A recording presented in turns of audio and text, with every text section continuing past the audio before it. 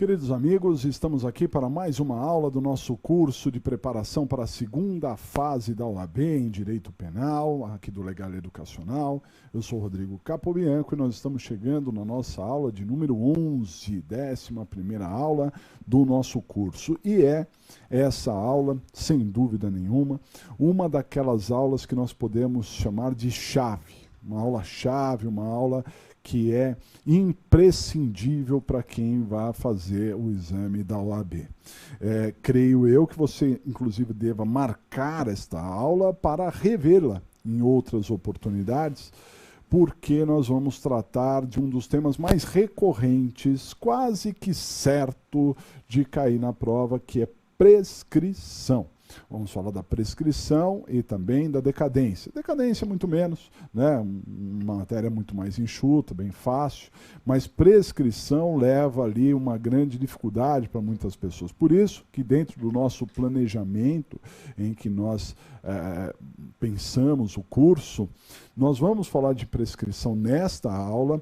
Claro, uma aula importante, você vai ver e rever, mas nós voltaremos a enfocar a prescrição em outra aula, né? Porque na minha concepção, prescrição é um dos temas que você precisa amadurecer. Você precisa levar aquele impacto, né, ao entender um pouco o que nós estamos passando hoje, mas entender o mecanismo, entender como funciona, né, amadurecer isso, e depois a gente faz uma revisão, né, num outro contexto, na verdade. A gente aproveita e faz essa revisão em cima de alguns exercícios, e a gente acaba tratando desta maneira, né? Então, prescrição é fundamental. Vamos para os slides, dá uma olhadinha. Então, olha só, nós estamos aqui na preparação para a segunda fase da OAB em Direito Penal, né? E nós estamos falando aqui deste tema que é prescrição e decadência, né? Antes de mais nada, eu devo lembrar com os senhores o seguinte. Nós temos 5 teses de defesa. 5 teses de defesa. Que é a falta de justa causa, nulidade, extinção da punibilidade, abuso de autoridade e requerer benefícios. Essas são as 5 teses possíveis. Em qualquer situação que você se encontrar, na sua vida prática, lá como advogado, você vai receber pessoas, né, para te contratar e sempre você vai navegar diante dessas 5 teses, ok? Muito bem, às vezes, concomitantemente, uma tese não exclui a outra, né? Em direito penal tem muito disso, e quem não é penalista, às vezes não consegue perceber isso. Como é que eu estou negando a autoria e eu estou também falando da pena, né? Então eu estou dizendo que ele não foi, mas se condenar que a pena seja assim, ou que o processo tem nulidade, como é que eu falo tudo isso, né? Pode falar, porque no direito penal, no processo penal, nós temos a ampla defesa, ampla e restrita defesa. Nós temos ali a possibilidade de falar sobre absolutamente tudo e, às vezes, concomitante todas essas teses, né? Sem problema. Nós já vimos 2 das principais teses. Falamos em aula precedente, eu disse também, era uma daquelas aulas-chave, uma daquelas aulas mais relevantes que a gente poderia ter, que é a tese de falta de justa causa. O que é uma tese de falta de justa causa? Mérito, né? Às vezes a gente entra no mérito, e quando se fala de mérito, nós estamos falando de materialidade, de autoria e de pena. Toda vez que a gente discute qualquer coisa sobre a materialidade, quer dizer, se tem crime, se não tem, se o crime está caracterizado, se tem alguma exclusão, né? Autoria, né? Autoria, culpabilidade, assuntos aí relacionados a esse tema, e pena, A gente discute a pena, a quantidade de pena, o regime, não é? A possibilidade de substituição da pena privativa de liberdade por restritiva de direito. Toda vez que você discute materialidade, autoria e pena, você está discutindo a falta de justa causa. Para isso, como você não pode inventar, né? Como você tem que sempre usar das teses que constam no problema, seja no problema principal, que você vai fazer uma petição, seja nas questões, né?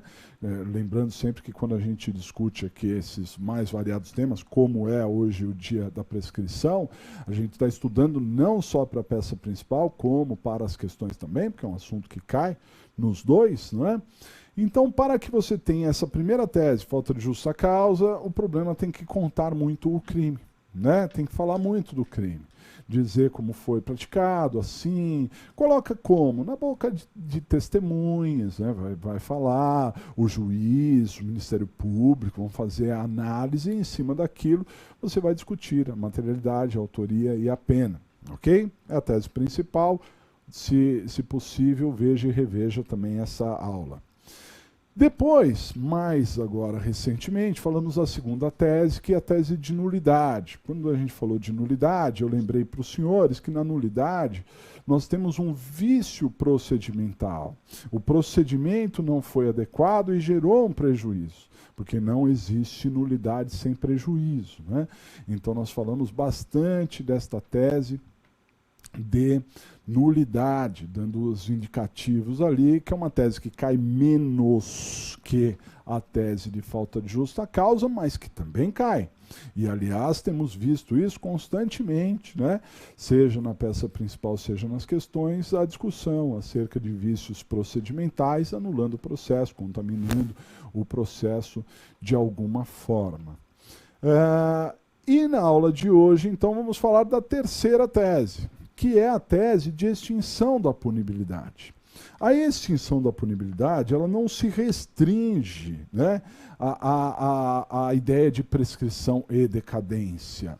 São muitas outras causas, né? Mas na aula de hoje nós vamos focar em prescrição e decadência e vamos fazer o seguinte: lá na frente eu vou voltar ao tema prescrição e decadência, vou rever o tema prescrição e decadência e aproveitar para falar das outras causas de extinção também, complementando com isso o nosso estudo, né?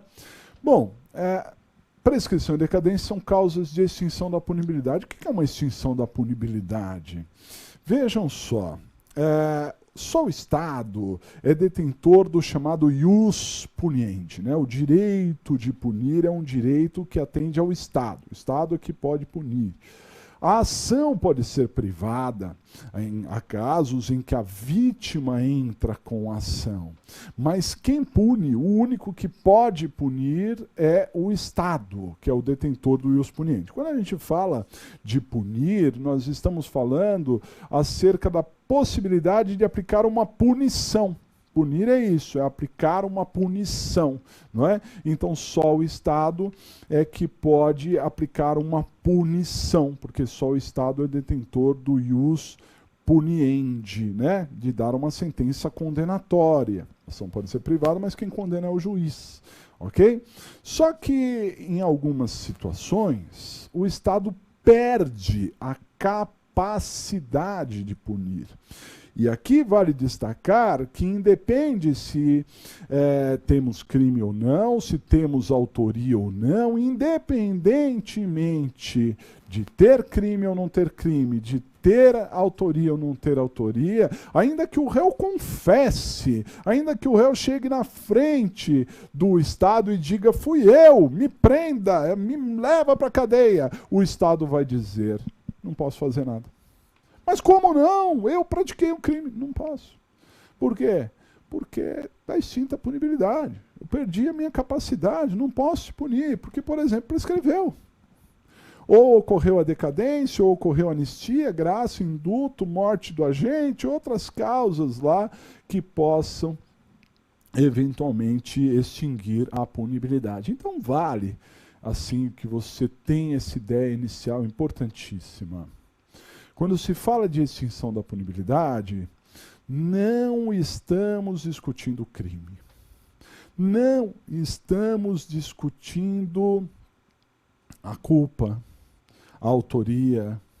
Não estamos discutindo o processo, se tem algum vício, se não tem. Não. Estamos simplesmente discutindo a capacidade de punir do Estado. Se o Estado não tem mais capacidade de punir, não é? Então não há mais o que fazer, ok? Então está extinta a punibilidade. Vamos ver os slides aqui, dá uma olhada. Então olha só, como se sabe, a ação penal pode ser pública ou privada, mas quem pune o agente é o Estado, o único detentor do ius puniendi, né? O direito de punir é o direito do Estado. Ocorre que, às vezes, o Estado perde o direito de punir, independente da existência ou não de crime. É o caso da extinção da punibilidade. Extinção da punibilidade, ok? Então, a gente pode dizer que a extinção da punibilidade é a perda da capacidade de punir pertencente ao Estado. Então, o Estado perdeu a capacidade de punir, ok? Muito bem. As causas de extinção da punibilidade, elas estão previstas no artigo 107 do Código Penal. É o artigo 107 que trata das causas de extinção. Esse artigo é riquíssimo, nós vamos explorá-lo muito mais na aula que vem, a próxima aula que falarmos de extinção, não exatamente a próxima aula do curso, vou dar um tempinho para a gente falar, e nós vamos dissecar o artigo 107, mas vale destacar que esse artigo 107, ele não é único. Ou seja, o rol do artigo 107 não é taxativo. Dá uma olhadinha. As causas de extinção da punibilidade estão previstas no artigo 107 do Código Penal, né? Artigo importantíssimo, a gente precisa guardá-lo, né? Em rol meramente exemplificativo, não é um rol taxativo, é um rol meramente exemplificativo, porque existem outras causas de extinção da punibilidade na lei e na jurisprudência. Tanto na lei quanto na jurisprudência há causas de extinção. Ele não fica apenas restrito aos casos do artigo 107, né? Então, repito, numa outra oportunidade, vou falar das outras causas e hoje a gente vai se restringir ao inciso 4º do artigo 107, que trata da prescrição, decadência e perempção. A perempção não vou falar hoje, né? Mas a prescrição e decadência sim, dá uma olhadinha. Então, ó, é o artigo 107, mais precisamente no inciso 4º, fala da prescrição, fala da decadência e também fala da perempção. Só que a perempção nós vamos deixar para analisar em conjunto com as outras causas, isso numa próxima oportunidade, né? Bom, falando especificamente sobre prescrição e decadência, antes de entrar, né, na prescrição e na decadência, devo dizer que tanto prescrição quanto decadência são perdas de prazo. Então, quando se fala que ocorreu uma prescrição, é porque alguém perdeu o prazo, não é? Quando se fala em decadência, é porque alguém perdeu o prazo também. Então, há um prazo, calma, a gente já vai falar sobre tudo isso, mas quando se fala de prescrição, alguém perdeu o prazo, e decadência também alguém perdeu o prazo. A distinção é que na prescrição, senhores, quem perde o prazo é o Estado. É o Estado que perde o prazo, ok? E na decadência, quem perde o prazo é a vítima. Na prescrição, quem perde o prazo é o Estado, e na decadência, quem perde o prazo é a vítima. Já guarde isso de primeira oportunidade, porque isso é bastante relevante, ok? Bom, dito isso, vamos mergulhar neste tema. Dá uma olhada. Prescrição. E logo de cara, vamos tratar aqui de um conceito. Olha só, prescrição é uma causa de extinção da punibilidade consistente na perda do prazo, conforme falamos, né, por parte do Estado, para punir o agente.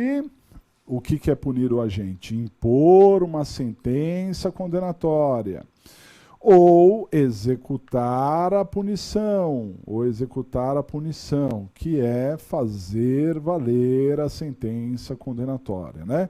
Perda do prazo por parte do Estado para punir o agente, impor uma sentença condenatória ou executar a punição, que é fazer valer a sentença condenatória. Muito bem, vamos entender isso. Eu disse aos senhores que o Estado é o único detentor do direito de punir, do ius puniendi. O que é isso? É dar uma sentença condenatória. Só o Estado é que pode dar uma sentença condenatória, só o Estado é que pode punir. Ok?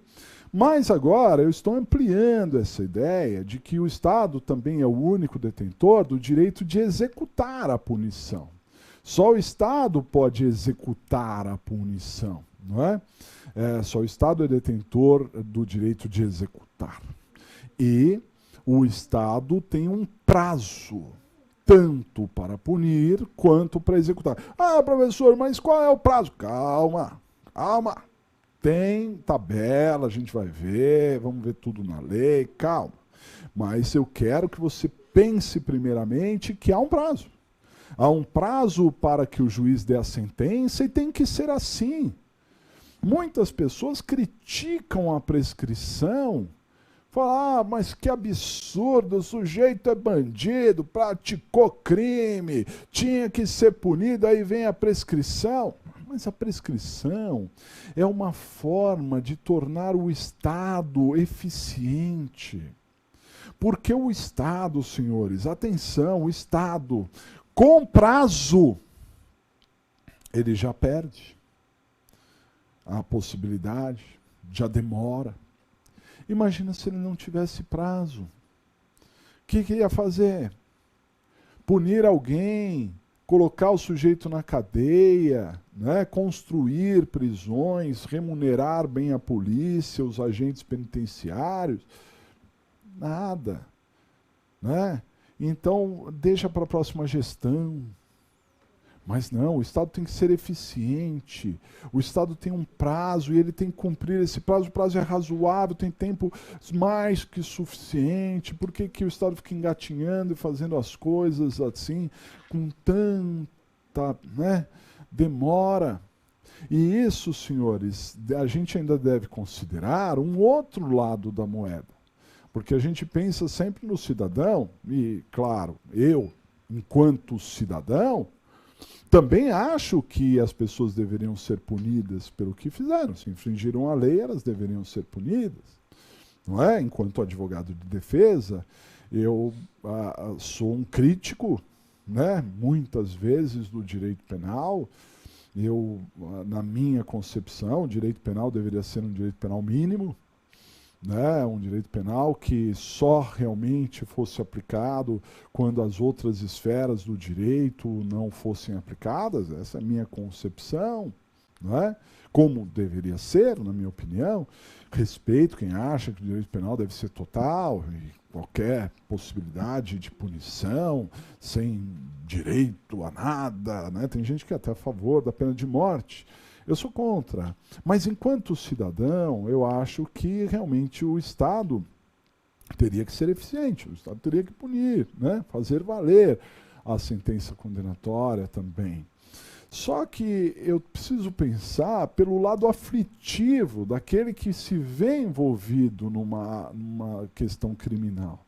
Porque, por mais que eu chegue para o meu cliente e diga para esse meu cliente, olha, calma, isso daqui não vai dar pena de prisão, né? Isso daqui, algumas coisas a gente não pode prometer, evidentemente, mas outras a gente já passou muito por aquela esfera, por aquela área, né? Então a gente já tem um certo conhecimento em que a gente sabe mais ou menos o que pode acontecer ou não. Então, falar, aqui não vai dar prisão, fica calmo, você não vai preso. O réu, a todo momento, acha que ele pode ser preso.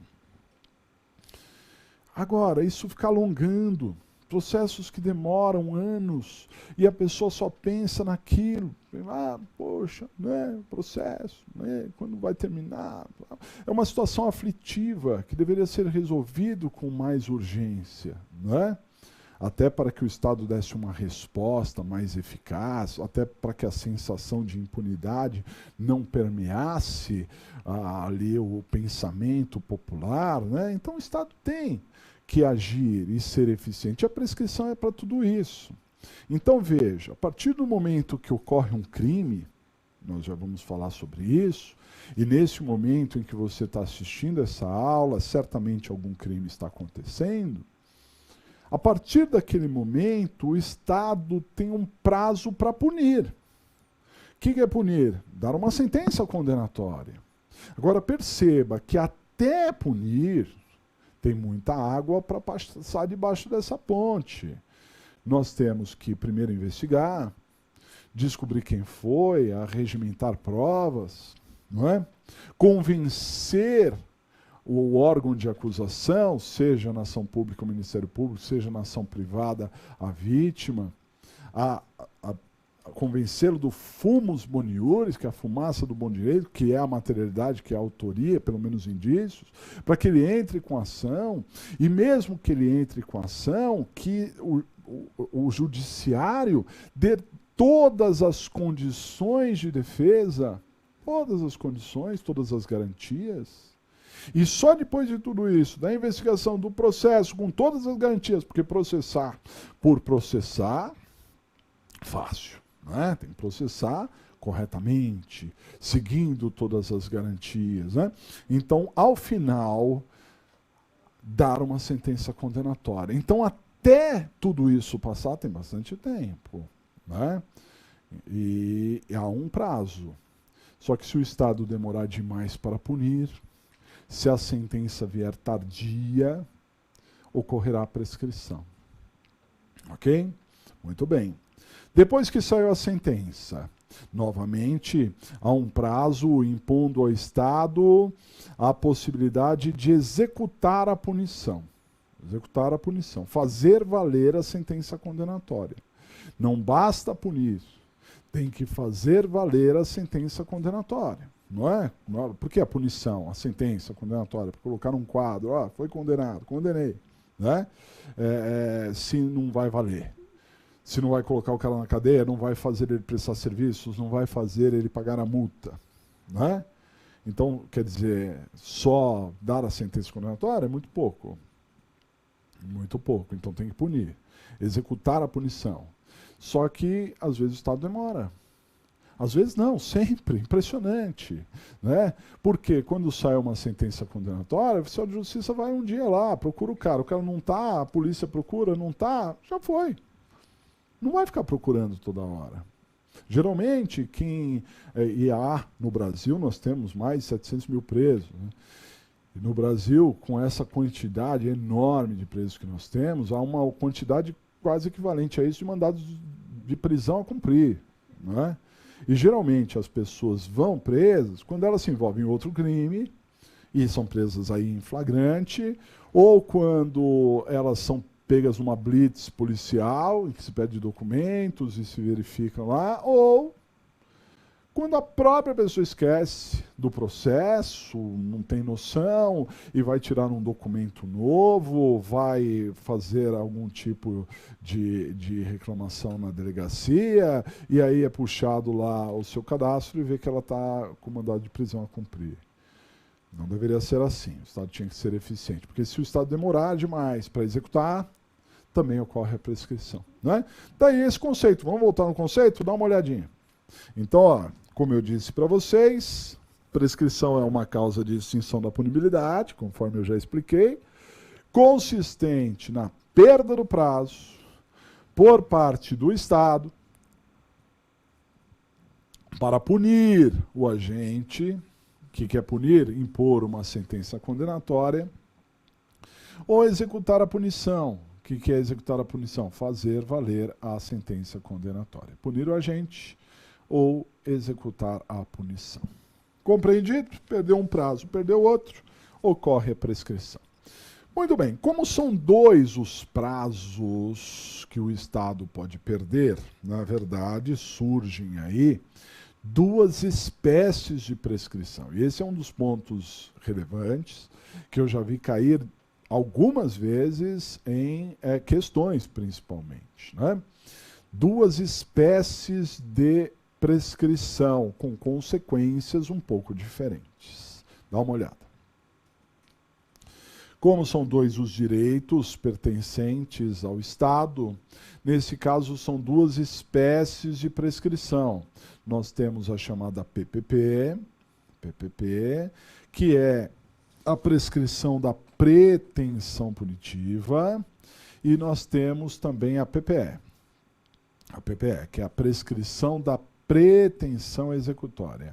PPP, prescrição da pretensão punitiva, e PPE, prescrição da pretensão executória. PPP e PPE são as duas espécies de prescrição, né? Perceba que esses termos PPP, que eu grifei aqui, PPE, ele cai muito essa abreviatura, né? Por que é PPP? Porque são as iniciais, ó.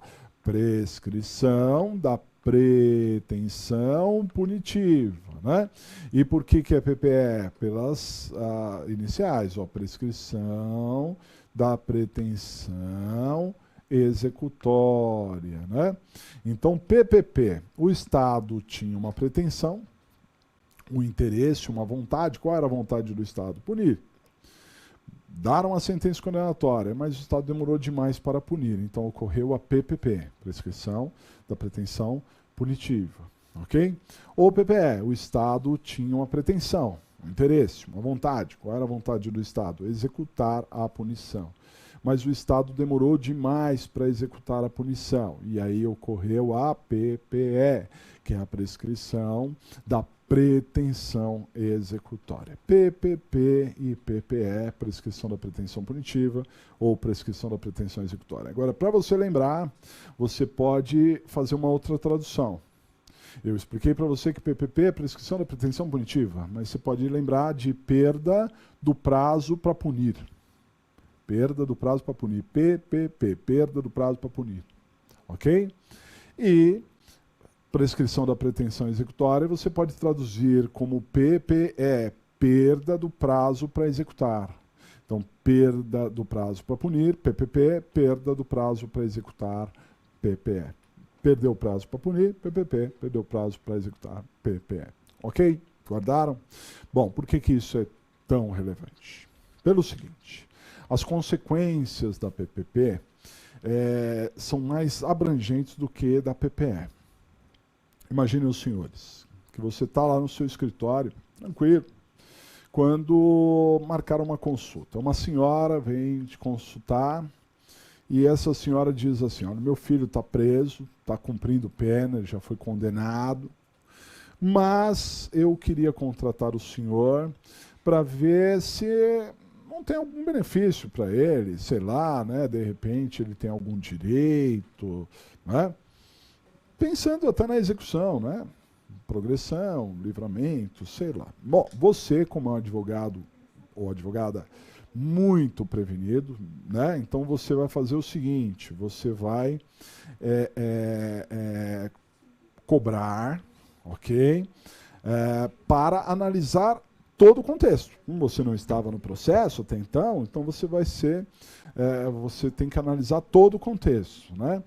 Por quê? Porque pode ter tido alguma falha, né, senhores? Às vezes aquele sujeito, ele foi condenado injustamente e de repente cabe até uma revisão criminal, ou você pode olhar o processo e encontrar uma nulidade que, se ela for absoluta, né, pode anular o processo ali. Você pode encontrar algum benefício na execução, sim, olhar, analisar, né, o tempo de pena, o tempo de cumprimento, tal, e por isso ele pode pedir algum benefício, e também você pode encontrar uma prescrição, porque muitas e muitas vezes não se percebe a prescrição, ou se o judiciário percebe a prescrição, fica quieto. Não toma providência, finge que não vê. Né? Mas você, advogado, você, advogada, vai atrás, vai tentar localizar, vai tentar descobrir se realmente teve ou não teve ali algum tipo de prescrição. Legal, desarquivou o processo, analisou e concluiu que, veja, o cliente, filho daquela senhora, ele está cumprindo pena, tá? Mas você analisou o processo e viu que ocorreu uma PPP. Porque quando saiu a sentença, ela era tardia. O Estado demorou demais para dar a sentença e ocorreu uma PPP. Ok?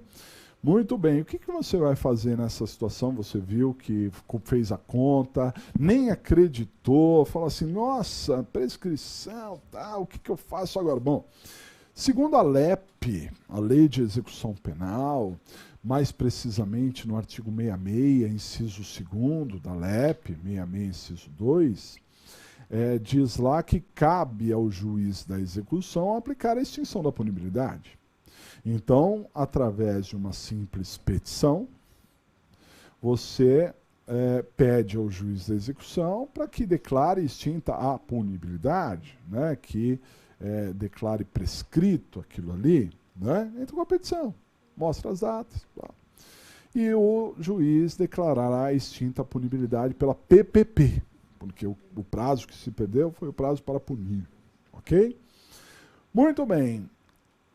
O que vai acontecer com o seu cliente? Ele vai ser posto na rua. Porque se o Estado não pode mais punir, então ele tem que ser colocado na rua, vara de soltura para ele. Só que aí que tem um detalhe. A PPP, ela não afasta apenas o efeito principal da sentença condenatória. A PPP, o efeito principal, que é a pena. Então a PPP ela não afasta só o efeito principal, que é a pena. A PPP afasta todos os efeitos de uma eventual sentença condenatória. Né? Então, além deste nosso cliente ser colocado na rua, ser colocado em liberdade, ele voltará a ser primário e de bons antecedentes, porque aquela sentença condenatória, como ela é tardia, como ela veio extemporaneamente, é como se ela não existisse, pura e simplesmente. Então guardem isso, a PPP afasta todos os efeitos. Ele sai do rol dos culpados, ele volta a ser primário, ele tem bons antecedentes, ele não tem mais que indenizar a vítima, se ele tiver confisco de bens tem que devolver, se ele perdeu o poder familiar ele recupera. Tudo isso acontece porque a PPP afasta todos os efeitos da sentença condenatória. Compreendido? Ótimo. Agora vamos imaginar nessa mesma situação. Você foi contratado, você analisou e não viu uma PPP. Não viu nenhuma falha, não viu uma PPP. Porém, viu uma PPE. Você percebeu que quando o réu foi preso para cumprir pena, ele já estava um tempo foragido. Né? Aí você fez a conta e percebeu que ocorreu sim uma PPE. Né? Ocorreu sim uma PPE, o sujeito, o Estado demorou demais para executar. Então o que você vai fazer? Mesma coisa, artigo 66, inciso 2º da LEP, por uma simples petição, vai chegar para o juiz da execução e dizer que ocorreu a PPE. O juiz vai declarar extinta a punibilidade e o seu cliente vai para a rua, porque o Estado não pode mais punir, ele perdeu a possibilidade de punir, ocorreu a PPE. Né? Todavia, senhores, e aí é que está o pulo do gato, a PPE, ela, diferentemente da PPP, que eu expliquei para vocês que a PPP afasta todos os efeitos de uma eventual sentença condenatória, a PPE não. A PPE, ela afasta apenas e tão somente o efeito principal. Se o seu cliente está preso, ele vai para a rua. O que já é um ganho enorme, né? Porque ele não vai ter que cumprir pena, a pena está extinta. Mas os efeitos secundários permanecem. Então ele continua no rol dos culpados, ele talvez tenha que indenizar a vítima, perda do poder familiar em alguns casos, confisco de bens em outros, né? Tudo isso permanece. Porque essa é a grande diferença. Então, a PPP, guardem isso, afasta tudo. Ficha limpa. O sujeito volta a ser primário e de bons antecedentes. PPE, não. Só afasta o efeito principal. Ok? Se ele está preso, ele vai ser solto, mas os outros efeitos permanecem. Guardaram? Isso é muito importante. Ok? Muito bem. Bom, por que prescrição? Prescrição é isso. Você já entendeu? Muito bem, o raciocínio está ótimo. Mas por que prescrição é tão complicado para muitas pessoas? E por que prescrição é um prato cheio para cair na segunda fase? Porque tem muitos artigos, senhores, muitos artigos de lei. Prescrição é um assunto legalista, está na lei. E, além disso, um assunto sumulado. Tem súmulas tratando também desse assunto chamado prescrição. Assim sendo, né, é muito detalhado e próprio para cair na prova. Do artigo 109, que eu peço para que você abra, por favor, o Código Penal, no artigo 109. Abre aí. Vou até tomar uma aguinha enquanto você abre. Abre aí o artigo 109 do Código Penal.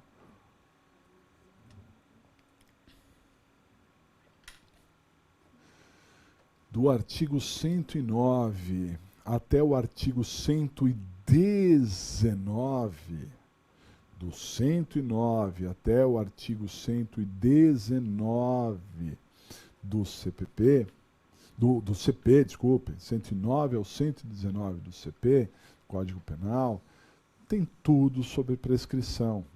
E é isso que atrapalha o raciocínio de muitos. Nossa, quanta coisa! Porque tem muito decoreba. Mas na segunda fase da OAB não tem decoreba, não precisa de decoreba. Você tem a consulta. Então, o que torna a prescrição não difícil. Discordo. Quem acha que é difícil, assim, com todo respeito, discordo. Trabalhosa. Prescrição é muito trabalhosa. Prescrição você precisa prestar muita atenção, você precisa ter muito cuidado, né? O que torna a prescrição trabalhosa é exatamente essas regras. Por exemplo, eu falei que tem PPP e tem PPE. Quando é que começa a contagem? Primeiro, qual é o prazo? Aí tem a tabela do 109. Né? Quando começa uma PPP? Quando começa uma PPE? Há causas que suspendem o prazo da PPE, há causas que interrompem a PPP, a PPE. Né? Há situações em que a prescrição cai pela metade. Então aí começa a fazer ali mexer com números que nós, advogados, não estamos muito acostumados, né? Não somos muito afeitos a isso, né? Mas começou a mexer com números e aí o pessoal se desespera. Ou não sei fazer essa conta. Claro que sabe, as contas são bem simples. O problema é ter paciência, atenção, disciplina, né? Anotar as coisas, anotar as datas, ver quando começa, quando interrompe, quando suspende, né? Qual é o prazo. É isso que é trabalhoso na prescrição, ok? Bom, Eu pedi para vocês abrirem o artigo 109, e o 109 eu vou explorar daqui a pouco. Calma, né? Mas aí você já dá uma olhada e percebe que é uma tabela de prescrição, em que as prescrições variam desde a mais alta, que é de 20 anos, até a mais baixa, que é de 3 anos. Isso tudo depende da pena. Dependendo da pena, quanto mais alta a pena, quer dizer, crimes mais graves, que tenham penas mais altas, as prescrições serão mais altas. Quanto menor a pena, menor a prescrição também, né? Essa tabela é bem fácil de usar, depois a gente vai falar sobre isso. Mas eu queria salientar para vocês uma questão. Então nós temos a PPP e a PPE. Fica no ar uma pergunta, dá uma olhadinha. Quando se dá o início da PPP? Então, veja, eu falei para vocês, tem PPP e tem PPE. Quando que se dá o início da PPP? Então, perceba, eu disse para vocês que a prescrição está do 109 até o artigo 119. 109 até o artigo 119. Então, é claro que o início da PPP vai estar por aí, ok? Se você focalizar aí o artigo 111, olha aí, 111, você vai ver o início da PPP, ok? Posteriormente, no artigo 112, você vai ver o início da PPE. Um pouco mais à frente, no 116, você vai ver as causas que suspendem. No artigo 117, as causas que interrompem, ok? E outras regras. Ok? Muito bem, então vamos entender o artigo 111 falando do início da PPP. Quando é que se inicia a PPP? Tem uma regra e depois vem as exceções. Ok? Vamos a elas, dá uma olhada. Então a PPP, ela se inicia, né, com a consumação do crime.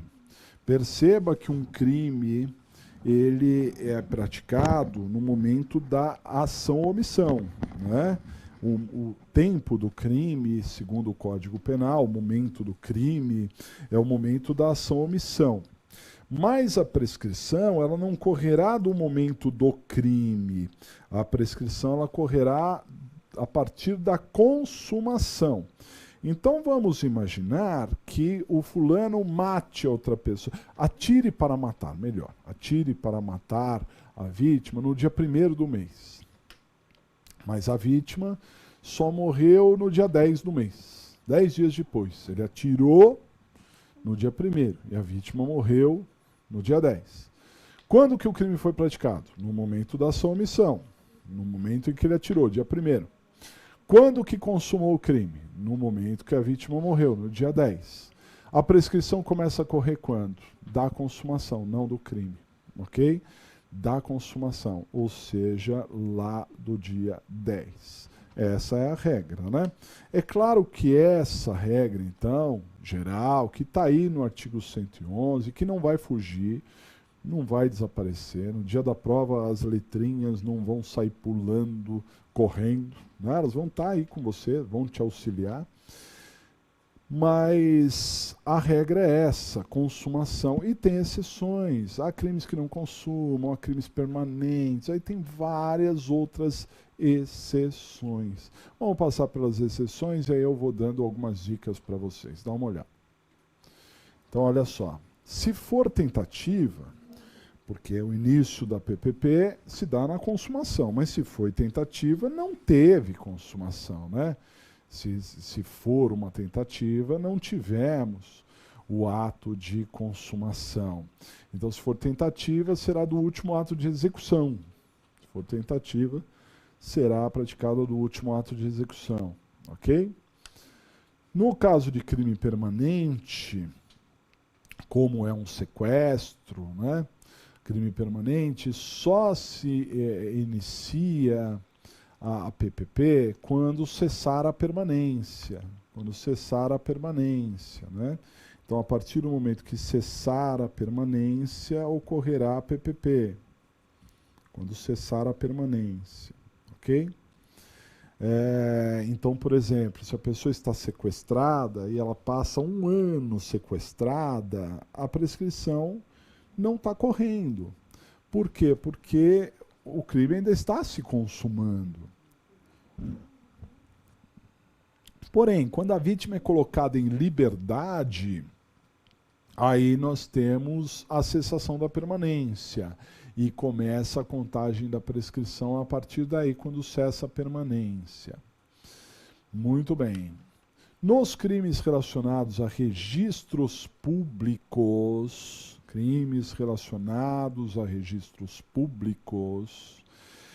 só iniciará a PPP quando for descoberto o registro público. Então vamos entender isso. Imagine o seguinte: crime de bigamia. Bigamia é crime, hein? O que é bigamia? Não existe poligamia, hein? Na legislação, é bigamia. Bigamia é casar 2 vezes no papel. Não estou falando de um relacionamento extraconjugal. Não. Estou falando de casar efetivamente no papel. Gerar ali um problema social, né? Porque são 2 sociedades concomitantes, questões patrimoniais, é uma coisa muito séria. Então, bigamia é crime. Muito bem. Só que essas questões relacionadas a registros públicos, ela até que se tenta, mas não se tem uma unificação Brasil afora, né? Então, cito o meu caso. Eu sou casado. Em São Paulo, sou casado, né? Você que está me assistindo aí, mesmo em São Paulo ou fora de São Paulo, não tem a menor condição de dizer se eu sou casado mais de uma vez. Como é que vai saber? Não tem como. O Brasil é muito grande. Então eu casei em São Paulo, mas e se algum dia eu fui para um outro estado, né? Fui para a Bahia, por exemplo, e fui ver o que a baiana tem, e casei com a baiana? Não poderia ser? Então, casado em São Paulo, casado lá na Bahia, isso é bigamia, ok? É crime, perfeito, muito bem. Mas o Estado não tem condição de saber que isso existe. E perceba que a prescrição é uma forma de impor ao Estado ser eficiente. Mas como é que ele vai ser eficiente se ele nem sabe que ocorreu? Então, a partir do momento que descobrirem esse registro, opa, peraí, achei aqui, o professor é casado 2 vezes, aí informa o Estado, opa, Estado, nesse momento em que foi descoberto o registro público, tem que punir, porque se demorar, vai prescrever, ok? Mas só quando for descoberto esse registro público, perfeito? Uma outra exceção é bem importante, dá uma olhada. Nos crimes contra a dignidade sexual de crianças e adolescentes, da data em que a vítima completar 18 anos. A vítima completou 18 anos, salvo se esse tempo já houver sido proposta a ação penal. Então vejam só, a pessoa pode, claro, né, ter tido algum problema, vítima de um crime contra a dignidade sexual antes de completar 18 anos, mas ela não tem a possibilidade de processar. Então, isso poderia prescrever, né? Imagina uma criança, por exemplo, passou lá tanto tempo e isso prescreveria. Não, não prescreve não, porque só começa a contagem quando a pessoa completar 18 anos, porque só aí é que ela vai ter ali uma noção exata, né, do que deve fazer na vida, né? Claro que eu estou brincando, tem muitas pessoas com menos de 18 anos que têm plena capacidade, mas é o que a lei diz, né? Só aos 18 anos que a pessoa consegue saber exatamente que rumo tomar, se deve processar ou se não deve processar.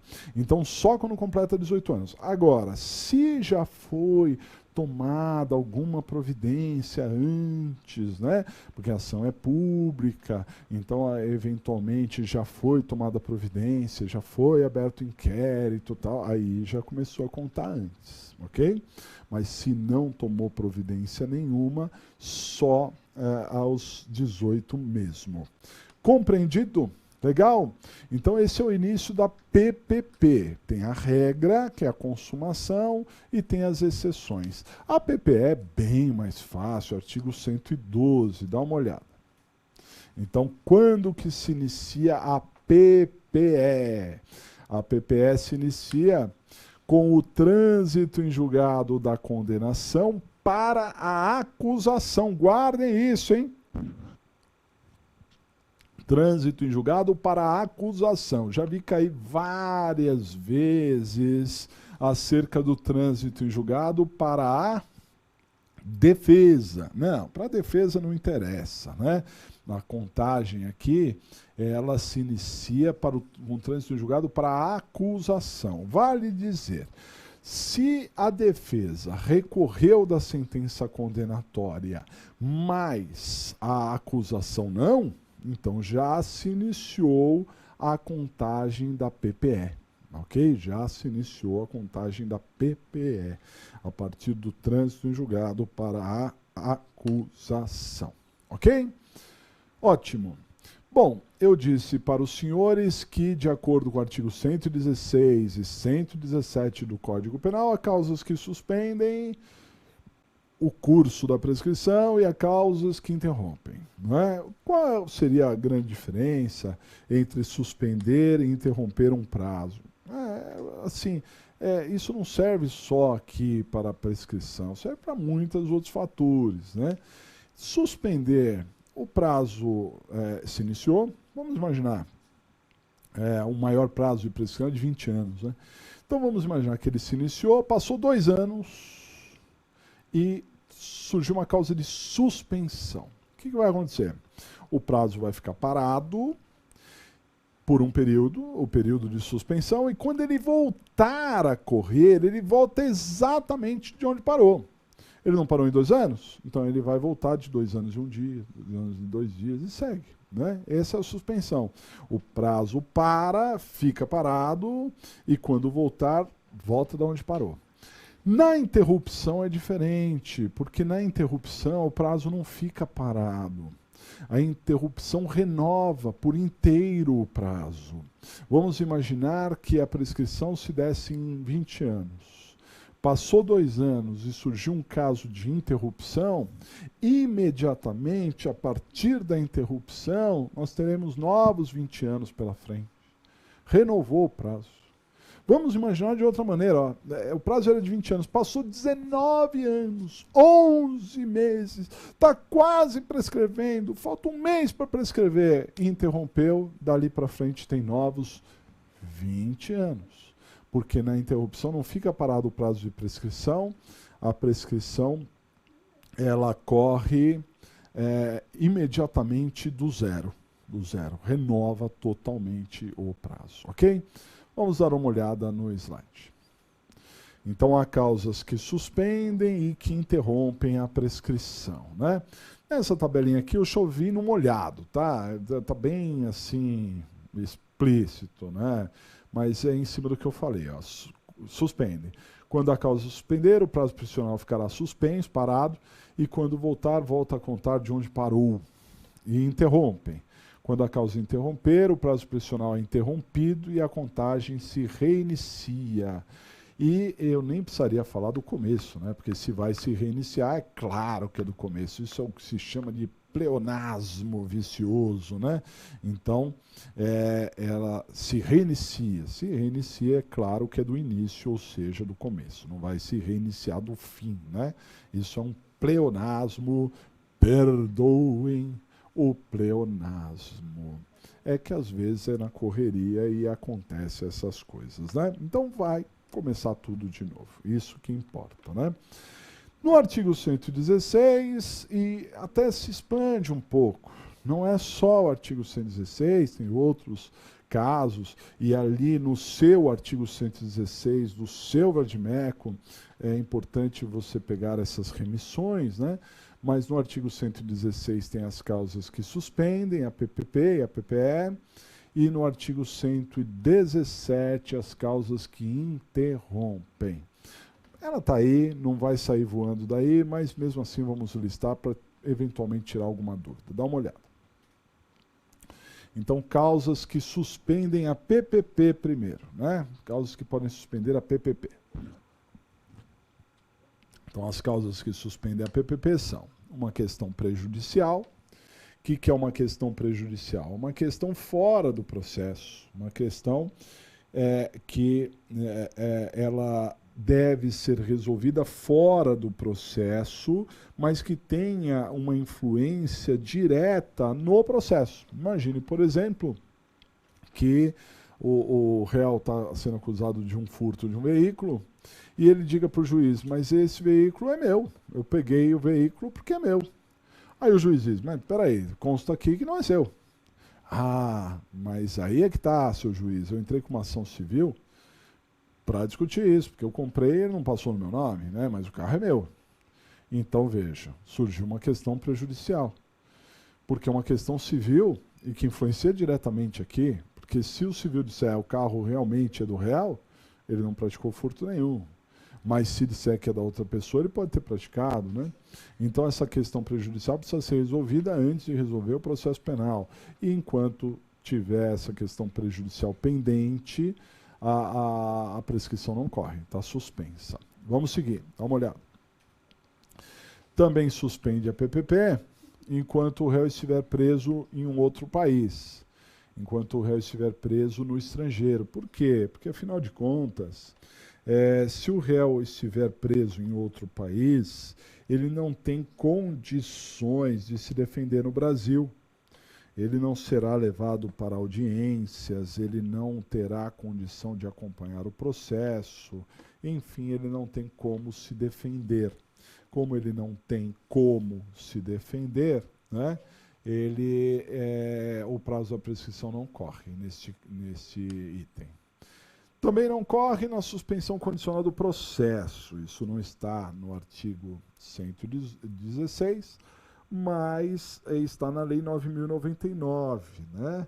Se o processo estiver suspenso por conta da suspensão condicional do processo, também está suspensa a prescrição. No caso de imunidade parlamentar, né? Porque realmente vocês sabem que a Constituição trata de imunidade absoluta e também de imunidade relativa, né? E a imunidade relativa é isso, né? É que a Casa Legislativa pode não autorizar o processo. E aí não é que o processo está extinto, é que fica suspenso aquilo enquanto a pessoa detiver o mandato, né, legislativo. E aí também estará suspensa a prescrição. No caso de carta rogatória, né, então enquanto a carta rogatória que deve ser cumprida em outro país estiver em tramitação, não corre o prazo prescricional, e também no caso do artigo 366 do CPP. O artigo 366 diz que o réu citado por edital, que não comparece e não constitui defensor, o processo fica parado e parado o prazo prescricional. Isso é o que diz o artigo 366. Se o réu for citado por edital, não comparecer e não constitui defensor, o prazo prescricional ficará parado, ok? E há, sobre esse tema, a súmula 415 do STJ. Muito importante essa súmula, tem a remissão aí na sua legislação, mas, de qualquer maneira, pensem o seguinte, antigamente havia uma discussão, fala assim, bom, o réu está revel, né? Está revel porque ele foi citado por edital, não constituiu defensor, não compareceu, então ele está revel. Ele vai ficar revel para o resto da vida e não vai prescrever nunca, porque o 366 diz que o processo fica suspenso e suspenso o prazo prescricional. Então, quer dizer, para sempre vai ficar suspenso. Aí veio o STJ e disse, não, peraí, essa suspensão não é para sempre. Dá uma olhada na súmula 415. Então, a súmula 415 do STJ diz que o período de suspensão do prazo prescricional é regulado pelo máximo da pena cominada. Então, na verdade, ficará suspenso pelo prazo máximo da pena. Pelo prazo máximo da pena. Né? Então, vamos imaginar, um furto tem pena de 1 a 4 anos. Qual é o prazo máximo? 4 anos. Então, a suspensão será por 4 anos. Passou aquele 4 anos, que é o prazo da pena, começa a contagem da prescrição normalmente. Né? A prescrição que estava suspensa volta a correr a partir dali, ok? Por conta dessa súmula 415 do STJ. Bom, nós vimos as causas que suspendem a PPP. E a PPE? Quando é que a PPE, a prescrição da pretensão executória, pode se suspender, né? Então vamos às causas que suspendem a PPE. Dá uma olhada. São causas que suspendem a PPE. Primeiro, enquanto o réu estiver preso por qualquer outro motivo, e aqui seja no Brasil ou seja em outro país, né? Seja no Brasil ou seja no estrangeiro, enquanto o réu estiver preso por outro motivo, né? Nós temos aí a PPE. Enquanto o réu gozar de sursi ou livramento condicional, então se o réu gozar de sursi ou livramento condicional, também nós teremos a suspensão da PPE, ok? E bom, seria basicamente essas situações, né? Se ela estiver preso por um outro motivo e também enquanto gozar do sursi e do livramento condicional. Essas seriam as suspensões da PPE. Suspensão é importante, mas o que cai mais é a interrupção, porque a interrupção renova o prazo, né? A interrupção, e aí o rol é taxativo, artigo 117, só vai interromper mesmo se estiver elencado no artigo 117, né? Então é o que cai mais, as causas de interrupção. Então vamos ver as causas que interrompem a PPP e também as que interrompem a PPE. Dá uma olhada. Então são causas que interrompem a PPP, não é? Então, primeiro, o recebimento da denúncia ou queixa. Perceba que a lei não falou oferecimento. Isso é muito importante, hein, senhores? É uma pegadinha que cai toda hora. O que interrompe não é o oferecimento. O que interrompe é o recebimento, ok? Da denúncia ou da queixa. E se o juiz rejeitar a denúncia ou queixa? Não interrompe, só interrompe se receber, né? Mas se rejeitar, não interrompe, ok? Segunda causa, a pronúncia, e perceba que a pronúncia é só no júri, né? Só nos casos do júri. A pronúncia interrompe, a impronúncia não interrompe, a absolvição sumária não interrompe, a desclassificação não interrompe, o que interrompe é a pronúncia, a data da pronúncia. Ainda no júri, acórdão que confirma a pronúncia. Da decisão de pronúncia cabe recurso.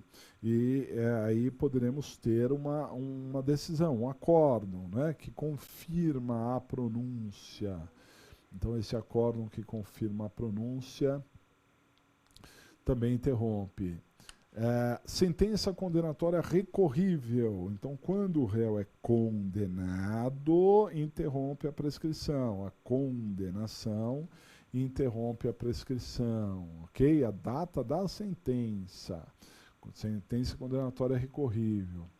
E o acórdão condenatório. Então, se você tiver um acórdão que confirma a condenação, um acórdão que condene, também interrompe a PPP. Também é uma causa de interrupção da PPP, esse acórdão condenatório. Compreendido? Legal, acórdão condenatório. Isso, as causas que interrompem a PPP. E as causas que interrompem a PPE? Aqui é bem mais simplesinho, dá uma olhada. Causas que interrompem a PPE. No início do cumprimento de pena, vamos imaginar que o réu estava foragido e aí ele começou a cumprir pena. Quando ele começa a cumprir, interrompe. Se ele fugir, a fuga, né? Se ele fugir, também interrompe, a fuga interrompe. A recaptura, né? Então se ele for recapturado, né? Se ele voltar a cumprir a pena, também interrompe. E a revogação do sursi ou do livramento condicional. Então vamos imaginar que o juiz revogou o sursi ou livramento condicional, interrompe e, por fim, também interrompe a PPE, a reincidência. A reincidência interrompe a PPE, ok? Essas seriam as causas de interrupção da prescrição, da prescrição da pretensão executória, né, PPE. Muito bem, sobre essa questão do réu fugir, do réu ser recapturado, né, vale lembrar o seguinte, quando o sujeito... A prescrição é sempre baseada na pena, perfeito? Sempre baseada na pena, a gente já vai fazer algumas contas aqui, já vou dar alguns indicativos para vocês, mas a prescrição é sempre baseada na pena. Acontece que quando o réu está cumprindo pena, mesmo que ele cumpra um dia de pena, a pena vai sendo eliminada. A partir do momento que o agente vai cumprindo a pena vai sendo eliminada aos poucos, né? Assim sendo, se o réu fugir, né, a prescrição vai ter que ser feita uma recontagem, porque aquela prescrição inicial, que era com base na pena total, já não existe mais. Porque a partir do momento que a pena se tornou parcial, menor, né, há um novo prazo de prescrição. Então tem que ser feita uma nova contagem. Compreenderam? Que de início a pena era total, então a prescrição era total. Só que depois que ele já cumpriu, nem que seja um dia de pena, a pena diminuiu. E como ela diminuiu, tem que ser feita uma nova contagem de prescrição. Colocamos isso aqui nesse slide, olha só. Então, se o condenado evadir-se, a prescrição se conta pelo restante da pena, né? Pelo restante da pena. Pelo que faltar, ok? Essa é a ideia. Muito bem. Isso também deve ser contado, né? Bom, vamos voltar no artigo 119, ou 109, que é um artigo importante, que é a tabela de prescrição. Ela é fácil de utilizar, quer dizer, você sempre vai saber fazer, só tem um pouquinho de atenção, né? Mas até para a gente frisar bem, para que você não se perca, eu vou olhar junto com você a tabela do artigo 109. Prescrições desde 20 anos até 3 anos, dependendo da pena. Dá uma olhada. Tabela de prescrição. O inciso 1º diz que a prescrição se dará em 20 anos, que é o máximo da prescrição, né? Isso quando a pena for superior a 12. Então, se a pena for superior a 12, então você vai olhar a pena que o sujeito recebeu, né? Que pena, professor? A pena em concreto, aquela que ele recebeu mesmo, a pena que ele recebeu. E se ele não tiver ainda uma pena em concreto, o máximo da pena em abstrato, não é? Mas tendo pena em concreto, você vai pegar o máximo aqui da pena em concreto,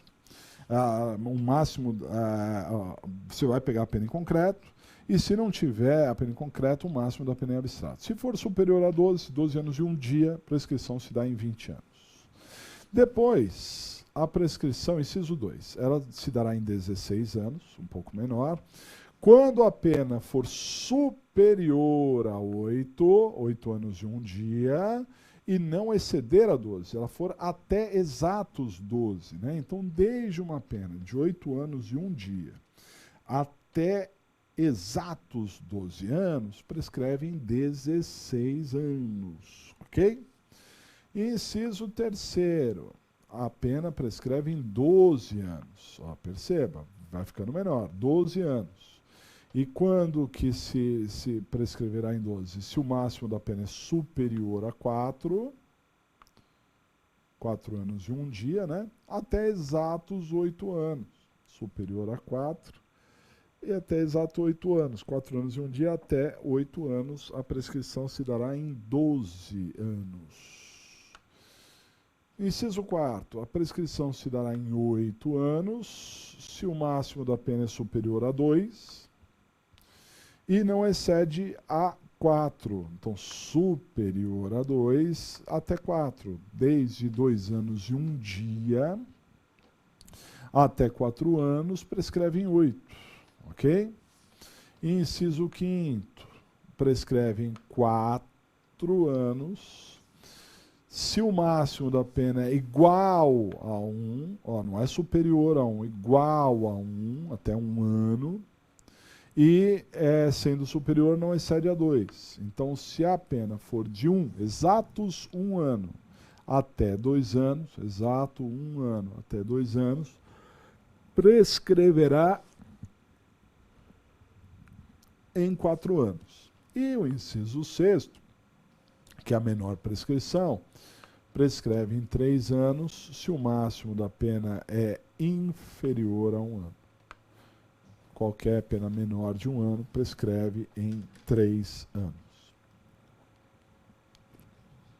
Sendo inferior a 1 ano, prescreve em 3. Né? Então perceba, senhores, que a tabela é escalonada. Desde uma prescrição de 20, 16, 12, 8, 4 e 3. Antigamente não era 3, tá? Até maio de 2010, a prescrição mínima era de 2 anos só. Até maio de 2010, a prescrição mínima era de 2 anos, só 2 anos. Mas isso mudou em maio de 2010 e a prescrição, então, ela se dá em mínimo de 3 anos. Mínimo de 3 anos, então não mais 2 anos, né? Mas se eventualmente você tiver um caso que seja anterior a maio de 2010, um caso, né? Na teoria pode acontecer. Na prática também, né? Se você tiver um caso em que a pena, o crime, né, foi praticado antes de maio de 2010, a prescrição mínima é de 2 anos ali, não de 3, ok? Conforme a gente viu.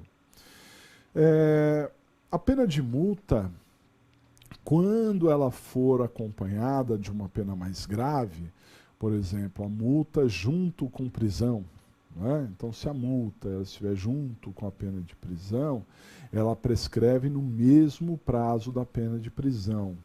Mas, se a multa estiver sozinha, você fala assim, qual é a pena que o sujeito recebeu? Multa, só multa, ele recebeu apenas multa. Então, ela prescreve em 2 anos, ok? Isso é o que nós colocamos aqui nesse slide. Dá uma olhada. Então, a prescrição da pena, na pena de multa, né? Sozinha, ela prescreve em 2 anos. 2 anos se ela estiver sozinha. A única a pena é a multa, né? Cumulada com pena mais grave, por exemplo, cumulada com uma pena de prisão, ela prescreverá no mesmo prazo da pena de prisão, no mesmo prazo da pena mais grave, ok? Essa é a ideia da prescrição da pena de multa, que também está na lei, tranquilo, né? Muito bem. Eu disse que prescrição está aí do artigo 109 ao 119, né? E você vai ter que mapear essa parte do código e como temos feito aqui indicativos em todas as aulas, né? Vale você ver e rever todos esses artigos em casa, ver um pouquinho mais, né? Ali, depois da aula, no momento oportuno, você vai ver um pouquinho mais sobre esses artigos. Mas tem um assunto de prescrição que não está na lei, não está aí no Código Penal, do artigo 109 ao 119. Pelo contrário, está na Constituição Federal. A Constituição Federal, mais precisamente no artigo 5º, ela trouxe 2 casos de crimes imprescritíveis. Então, no artigo 5º tem 2 crimes que são imprescritíveis, ou seja, não prescrevem nunca. 2 crimes imprescritíveis, não prescreve nunca. Que crimes são esses que são imprescritíveis? Dá uma olhada. Os 2 crimes ditos imprescritíveis são o racismo, segundo a Constituição Federal, né? O racismo e também a ação de grupos armados. Ação de grupos armados. Grave isso, que já é o suficiente, embora você tenha a Constituição a seu favor, né? Você vai poder visualizar isso no dia da prova. Mas você lembre que o racismo e o outro crime, ação de grupos armados, civis ou militares contra a ordem constitucional e o Estado democrático. Esse crime aí é longo, né? Racismo e ação de grupos armados, civis ou militares contra a ordem constitucional e o Estado democrático. Esses 2 crimes, eles são imprescritíveis. Então, para esses não prescreve nunca, ok? Cuidado, crime hediondo, crime grave, ele prescreve, tá, pessoal? Os 2 crimes que não prescrevem são esses daí, o racismo e a ação de grupos armados. Outra coisa, no artigo 115 do Código Penal, há uma regra que cai toda vez que cai prescrição. Não tem uma vez que eu me lembre, olha que eu estou há mais de 20 anos com aulas para a OAB, mas toda vez que cai a prescrição, cai esse artigo 115. Impressionante, né? A lei está querendo ser alterada, há projeto de lei para alterar essa regra, não é? Se vier uma lei nova, né, alterando isso, eu vou ser o primeiro a vir aqui falar para os senhores que houve uma alteração, né? Mas, de qualquer forma, por enquanto está valendo a regra do artigo 115, que você deve grifar, porque é um assunto dos mais relevantes e cai mesmo com muita frequência. Dá uma olhada. Então, se o réu for menor de 21 anos nos fatos, na época dos fatos, ou maior de 70 anos na data da sentença, então menor de 21 anos na data dos fatos, ou maior de 70 anos na data da sentença, a prescrição cairá pela metade, ou seja, a prescrição ela cai pela metade drasticamente, né? Porque nós vimos a tabela de prescrição, então a prescrição que era em 20 anos passa a ser em 10. A prescrição que era em 4 passa a ser 2, a prescrição que era em 3 passa a ser 1,5, né? Aí tem uma chance gigante de prescrever. Por isso que esse artigo 115 povoa, sim, as provas da OAB, porque falou de prescrição, vão falar, vão querer saber se você conhece essa regra do artigo 115, né? Essa é uma causa que a prescrição cai pela metade. Há uma causa que já foi explorada na primeira fase, na segunda ainda não, mas na primeira sim, e vocês sabem que quando cai na primeira pode cair na segunda, né? Que é uma causa de aumento da prescrição. Eu falei que a prescrição cai pela metade nesses 2 casos de idade, menor de 21 anos nos fatos, maior de 70 na sentença. Mas a prescrição pode aumentar 1/3, aumenta 1/3 da prescrição nesse caso aqui, ó, dá uma olhada. A prescrição aumenta 1/3 se o agente for reincidente. Isso na sentença, né? Na hora de dar a sentença. Se o juiz considerar que o réu é reincidente, considerar que o réu é reincidente, a prescrição vai aumentar em 1/3 a partir dali, por considerar o réu reincidente. Ok? Muito bem. Então, ó, são vários detalhes. Tudo isso está na lei, tá? Essa, por exemplo, essa regra aí que eu acabei de falar, está no artigo 110, né? E no artigo 119, meio perdido, porque é o último artigo lá, quando se fala de prescrição, no artigo 119, tem uma regra importantíssima que você deve guardar e, inclusive, grifar as remissões, porque tem até súmula falando do assunto. Fala sobre o concurso de crimes. Fiquem atentos a isso, hein? Dá uma olhada. No caso de concurso de crimes, a extinção da punibilidade incidirá sobre a pena de cada um, isoladamente, a pena de cada um isoladamente.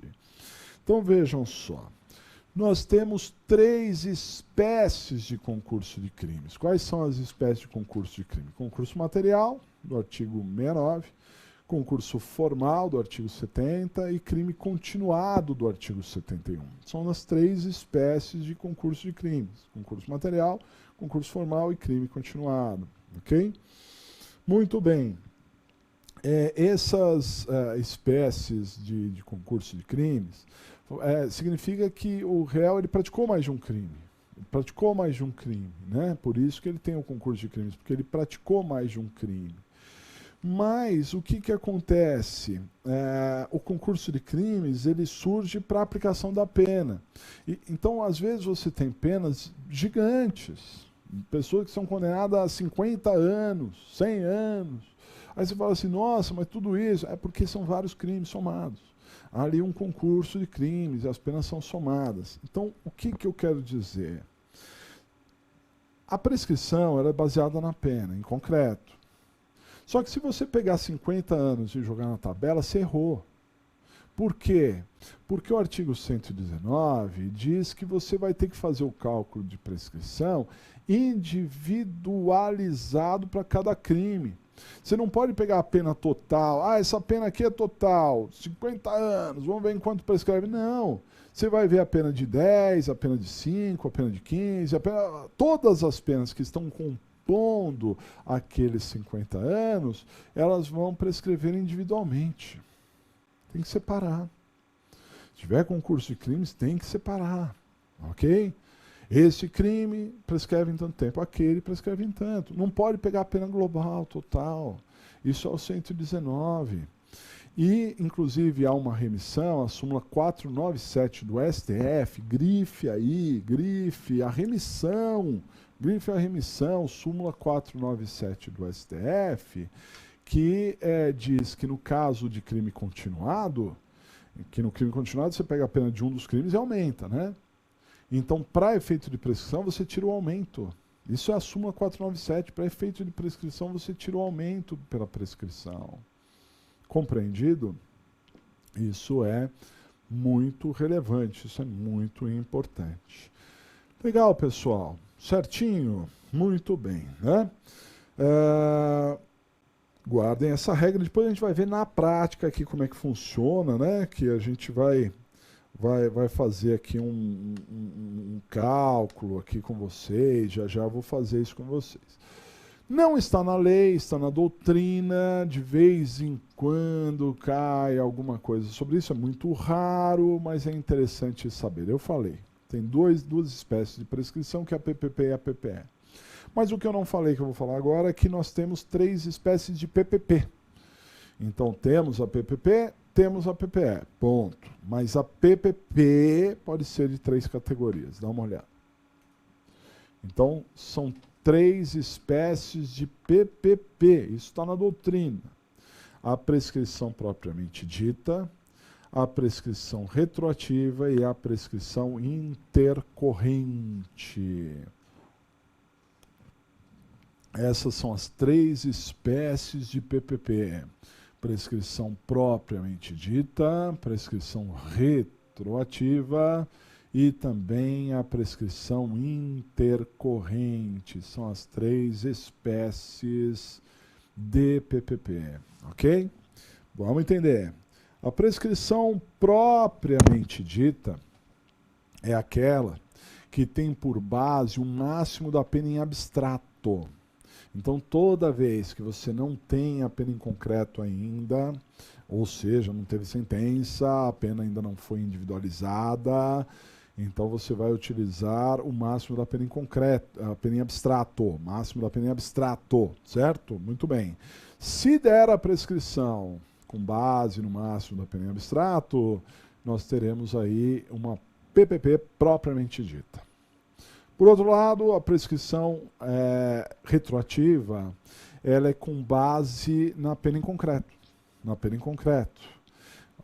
Não tínhamos a pena em abstrato, o processo seguiu, e aí veio a sentença. A sentença individualizou a pena, tornou aquela pena que era em abstrato uma pena em concreto. Perfeito? Então aplicou a pena em concreto. Com base naquela pena em concreto, eu tenho que recalcular os prazos anteriores à sentença. Tem que voltar, retroagir. Não deu a propriamente dita, porque a propriamente dita era com base na pena em abstrato, mas pode ter dado a retroativa, já com base na pena em concreto, né? Com base na pena em concreto, seria possível essa retroação. E a prescrição intercorrente é aquela prescrição que vai da sentença ao trânsito em julgado. A prescrição intercorrente é o recurso que demora para ser julgado, né? O estado que demora para se manifestar depois da sentença. Isso que seria a intercorrente, ok? Muito bem. Eu falei para vocês da prescrição retroativa, que ela é com base na pena em concreto. Então, o réu está sendo processado, aí veio a pena em concreto, eu tenho que retroagir. Eu tenho que analisar tudo de novo, né? Antigamente, a prescrição retroativa, nós contávamos dos fatos para frente.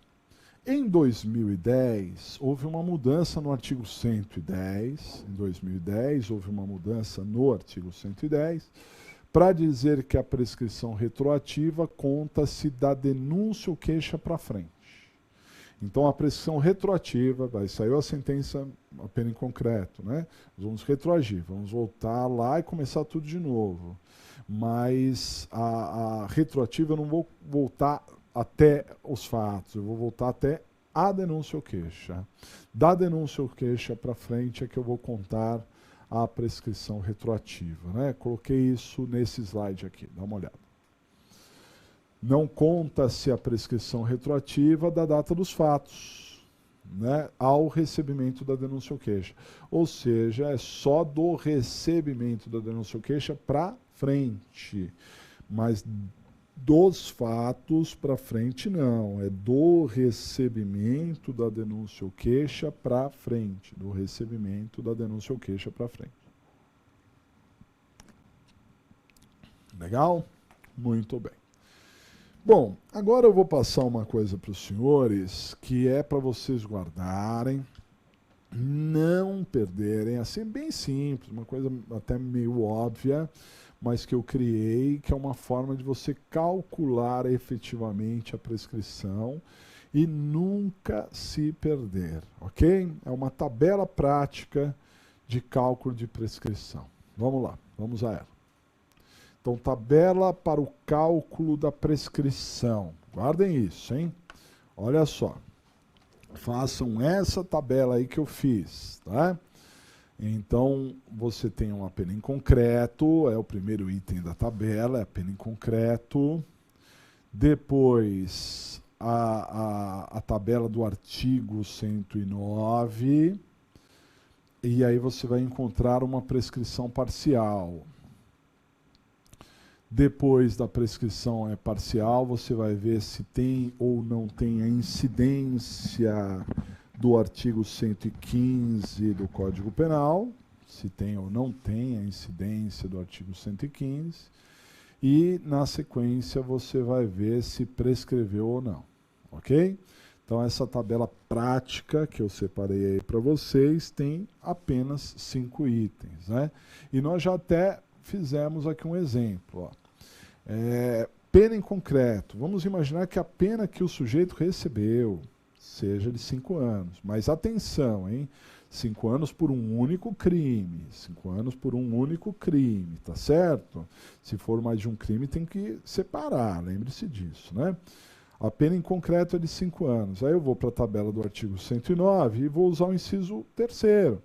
Porque o inciso 3º diz que se a pena for superior a 4 e não excede a 8, que é o caso aqui, prescreve em 12 anos. Daí é os 12 anos da prescrição parcial. Na sequência, eu vou olhar o artigo 115 para ver se o réu era menor de 21 anos na época dos fatos ou maior de 70 anos na época da sentença. E geralmente tem sim incidência, sim. E o que vai acontecer? A prescrição cai pela metade, então o cálculo aqui é 6 anos. Esse é o cálculo de prescrição. Perfeito? Um outro exemplo aqui para vocês, 4 anos. Então a pena de 4 anos já mudou, porque 4 anos na tabela do artigo 109, nós não vamos usar o inciso 3º, vamos usar o inciso 4º, que diz que se a pena for superior a 2 e não excede a 4, que é o caso aqui, não excede a 4, prescreve em 8 anos. E se sim, eu tiver a incidência do artigo 115, a prescrição cai para 4 anos, né, porque ela cai pela metade. Agora vamos imaginar uma pena em concreto de 1 ano. Um ano só, né? 1 ano na tabela do artigo 109, nós vamos usar o inciso 5º, porque o inciso 5º diz que se a pena for de 1 ano e não excede a 2, de 1 ano até 2, prescreve em 4 anos, e se tivermos a incidência do artigo 115, a prescrição final será em 2 anos. Ok? Então, olha só que interessante. Nós não colocamos isso por acaso, só para você entender. Lembra que eu falei para vocês que se a pena for por mais de um crime tem que separar? Então observe os resultados. Ó, nessa tabela aqui, dá uma olhada na tabela. 5 anos, ela está prescrevendo em 6. Né? Então vamos imaginar, o seu cliente foi condenado a 5 anos e vai prescrever em 6. Perfeito? Só que imagine que esses 5 anos não seja por um crime só, seja por 2 crimes, um com 4 anos e o outro com 1. Se um for com 4 anos e o outro com 1, eu tenho que separar, eu tenho que ver enquanto prescreve o 4 anos e enquanto prescreve 1. 4 anos vai prescrever em 4, olha aqui, 4 anos prescreve em 4 e 1 ano prescreve em 2. Ok? O que isso significa? Significa que eles vão correr ao mesmo tempo. Aquele crime que prescreve em 2 anos, deu 2 anos, acabou. Eles vão correr ao mesmo tempo, a pena de 1 ano e a pena de 4 anos. A prescrição vai correndo. Passou 2 anos, uma está eliminada e a outra continua. Passou 4 anos, elimina as duas. Ok? E se eu colocasse os dois juntos? Aí ia ser diferente. Porque colocando os dois juntos, prescreveria em 6 anos. Está errado. A prescrição aqui se dá em 4 anos para as duas. E uma delas, em 2 anos, já se livrou. Uma em 2 anos, outra em 4. Se passar 4, se livra dos 2. Daí a importância da gente, né, fazer essa distinção, fazer essa separação de... enquanto prescreve uma, enquanto prescreve o outro, tem que separar. Compreendido? Entenderam? Muito bem. Dei uma geral aí para você amadurecer, para você entender, mas, repito, vou falar sobre prescrição depois, vou voltar com problemas, para a gente ver na prática como que, em quanto tempo prescreve, se prescreveu, quando prescreveu. Calma, a gente ainda vai complementar essa ideia. Para finalizar a nossa aula, vamos falar rapidamente sobre decadência. Isso, decadência, né? Porque, afinal de contas, prescrição e decadência andam juntas. O que cai mesmo é prescrição, mas decadência também já caiu, né? Eu comecei a aula dizendo que tanto prescrição quanto decadência eram perdas de prazo. E eu expliquei para vocês que na prescrição, quem perdeu o prazo foi o Estado, né? O Estado que demorou demais para punir ou para executar a punição, né? Se demorou para punir ou demorou para executar a punição, ocorre a prescrição. Estado que demorou. Na decadência, eu já tinha adiantado que quem perde o prazo é a vítima, não é o Estado, é a vítima.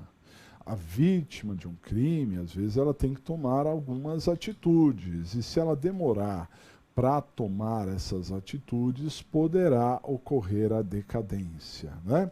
Bom, que prazo que a vítima pode perder e, com isso, gerar a decadência? Vamos a um conceito, dá uma olhada. Decadência é a perda do prazo por parte da vítima para ingressar com a queixa-crime na ação penal privada ou oferecer a representação na ação pública condicionada à representação. Então, a vítima tem que entrar com a queixa quando a ação for privada e tem que entrar com a representação quando a ação for pública condicionada à representação. Se a vítima demorar demais para entrar com a queixa, ou se a vítima demorar demais para entrar com a representação, poderemos ter aí uma decadência, porque ocorreu a perda do prazo por parte da vítima. E com isso o Estado não pode punir mais, pela inércia da vítima, que não ofereceu a queixa no prazo certo, ou não ofereceu a representação no prazo certo, o Estado perde a capacidade de punir, né? Enfim, queixa, petição inicial na ação privada, né? A vítima tem um prazo para entrar com a queixa, demorou, decadência. Representação é uma autorização que a vítima deve dar ao Ministério Público. A ação é pública, quem entra com a ação é o MP, mas para que o MP entre com a ação, ele precisa da autorização por parte da vítima. Se a vítima demorar para autorizar, ocorrerá a chamada decadência, né? Porque a vítima demorou para representar. Aqui, diferentemente da prescrição, que tem tabelas escalonadas e tudo mais, aqui tem uma regra e uma exceção. Bem fácil, dá uma olhada. Em regra, o prazo decadencial é de 6 meses. Então, se perguntar qual é o prazo decadencial, é de 6 meses. Isso a contar da onde? A contar do conhecimento da autoria. Guardem isso, hein? O prazo decadencial, ele começa a contar não do crime, ok? E sim do conhecimento da autoria. A partir do momento que a gente descobre quem é o autor, 6 meses para entrar com a denúncia, com a queixa ou com a representação. E nos crimes contra a propriedade imaterial, o prazo é de apenas 30 dias, de acordo com o que reza o artigo 529 do CPP. Né? O prazo é de 30 dias e é um prazo que se conta da homologação do laudo que constata o plágio. Quando a gente fala de crime contra a propriedade imaterial, nós estamos falando do plágio, né? E o plágio é um crime que deixa vestígios, e esse vestígio tem que ser periciado. Tem o original, tem a cópia, então tem que buscar, aprender e periciar. A partir do momento que for homologado o laudo que constate o plágio, tem 30 dias para entrar com a queixa, né? Agora, eu disse que esse prazo de 6 meses do conhecimento da autoria ou 30 dias da homologação do laudo, mas na ação penal privada subsidiária da pública o prazo é diferente. Dá uma olhada. Então, na ação penal privada subsidiária da pública, o prazo é diferente. Por quê, senhores? Olha só. No caso da ação privada subsidiária da pública, a ação era pública, estava correndo. E aí não tem ali a possibilidade de decadência, salvo por falta de representação, né? Mas vamos imaginar, está correndo o prazo ali para o MP entrar com a denúncia. O MP não entrou com a denúncia. Surge para a vítima o direito de entrar com a queixa, né? Então, quando conta o prazo para entrar com a queixa? A partir do momento que o MP perdeu o prazo. A ação era pública, o MP perdeu o prazo para entrar com a denúncia, é a partir deste momento que começa a contagem para se ingressar com a queixa subsidiária, ok? Outra informação bastante útil é essa aqui, ó, dá uma olhada. Que não há decadência pela falta de requisição do ministro da Justiça, hein? Isso é uma pegadinha. A decadência é um prazo para a vítima entrar com a queixa ou entrar com a representação. Não é um prazo para o ministro da Justiça. Então, não há decadência por falta de requisição. Tudo bem? É só por falta de queixa ou por falta de representação. Para finalizar, é uma questão meramente acadêmica, mas que vale ser lembrada. A gente já falou isso numa aula lá no começo do curso, mas não custa lembrar que existe apenas uma ação penal privada personalíssima. A ação privada personalíssima é aquela que só a vítima pode entrar com a ação, não podendo ser substituída pelo CAD, cônjuge, ascendente, descendente ou irmão. Não pode. Se a vítima morrer, morre com ela o direito de queixa. E há um único crime que tem essa característica, que é o crime do artigo 236 do Código Penal. Esse crime do artigo 236 chama induzimento a erro essencial ou ocultação de impedimento. Induzimento a erro essencial ou ocultação de impedimento, que é um crime contra a família, mais precisamente contra o casamento. Dá uma olhada. Só há um crime de ação penal privada personalíssima, que é o induzimento a erro essencial e a ocultação de impedimento. Vejam só, o artigo 236 diz: contrair casamento induzindo em erro essencial o outro contraente ou ocultando-lhe impedimento que não seja casamento anterior. A pena de 6 meses a 2 anos, e aí é que vem o parágrafo único que nos interessa. A ação penal depende de queixa do contraente enganado. Ó. Depende de queixa do contraente enganado. Quer dizer, se o contraente enganado morrer, não poderá ser intentada a ação. Por quê? Porque é personalíssima. Personalíssima. Só a própria vítima é que teria a condição de entrar. Compreendido, senhores? Muito bem. Então, essa foi a nossa aula de tese de extinção da punibilidade, prescrição e decadência. Evidentemente que nós vamos voltar a este assunto, conforme o prometido, né? Mas vá amadurecendo, estude bastante, crie dúvidas para me perguntar, logo na sequência nós falaremos novamente desse assunto, ok? Hoje não tem lição de casa e fica para vocês um grande abraço e até a próxima oportunidade.